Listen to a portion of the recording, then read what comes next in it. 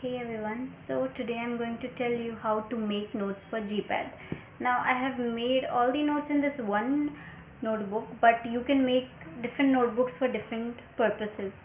Like for the first purpose, you can make a notebook where you have written all the study matter in detail, whatever topic is important. Like I have made the notes for antibacterials.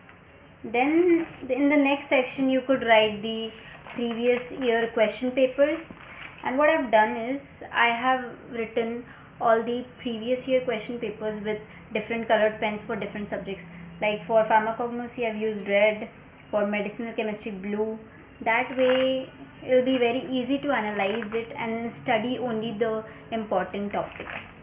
And in the last part I've done some mnemonics and tricks, like beta blockers end with the suffix olol, and then the most important thing about enzyme inducers, all those mnemonics, and I've highlighted the headings.